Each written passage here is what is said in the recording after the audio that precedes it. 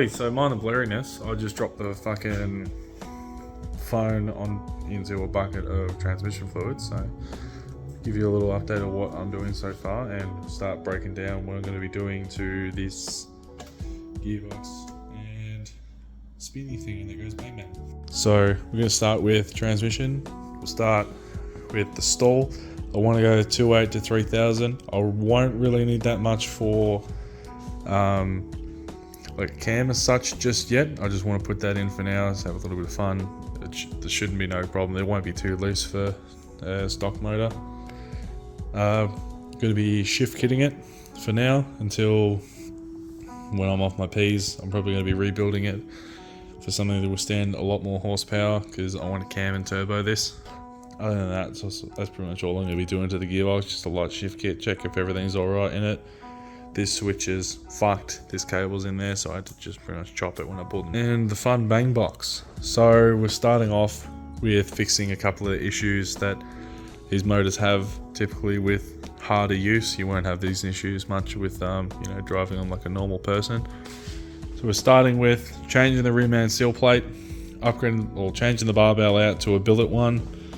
We've got a new oil pressure switch because it had a low voltage thing pop up. Gonna be cleaning the absolute fuck out of the outside. I want to paint the heads and the block and the water pump cover and all that sort of stuff, or timing cover I mean, just to make it look a little bit prettier. We've got 4-1 extractors and either 100 or 200 cell cats. Haven't got my heart set yet because it's illegal to have 100 cell in Victoria. We already have high voltage coils from Mace Engineering. They don't really do much to a stock engine yet, but eventually they'll pay off.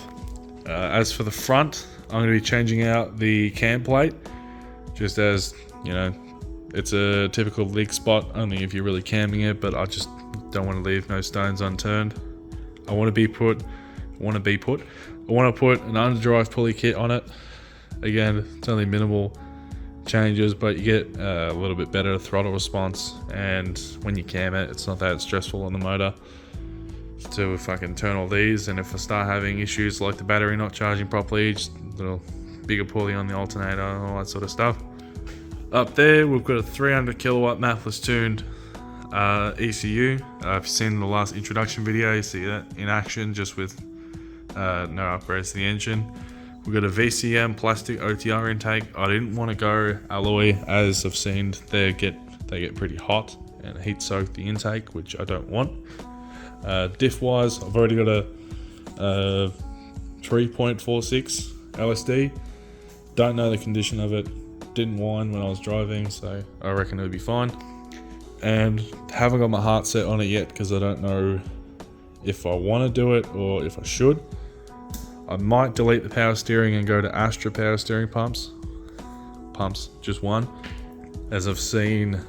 Well, they get put in drift cars and drag cars and all that sort of shit, but I don't know what they're like daily driving, if it's heavier, if it's harder to drive, or if it, does anything bad. But I've only seen any benefits, so I might just do it anyways, unless someone has any things against it. Other gearbox stuff I forgot. Corvette servo, alloy accumulator pistons, as some of these 4L60s come with plastic pistons, which can crack and lead to a bunch of issues.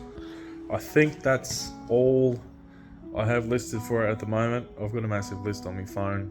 I'll just have to, double check with that. But thing I did forget, trunnion upgrade for the top end, as well, when you're, manging the absolute shit out of these things. I've seen some people say that the rockers can absolutely fall apart as they just sit there in there. They're nothing actually in there like a circlip or anything like that. So I'm not going to be changing the ratio as it's not tuned for that. I don't feel like tuning it once it's all put back together, as I've already paid for that. Just want it to be a little bit more reliable. Trying to overbuild it within budget to what I want to do. I'm just going to be driving it like a normal person until I get off my P's. But yeah, I forgot to record an outro while I was in the shed, so I'm just quickly doing one now while I'm editing. I'm not entirely sure what I want to do for the next video. I haven't got every single part there yet for the motor, and I really don't want to sit there and leave everything exposed because there's a weird tree next to the garage and it blows weird leaves into our shed. Still need to seal that up, so I might be more inclined to start doing the gearbox.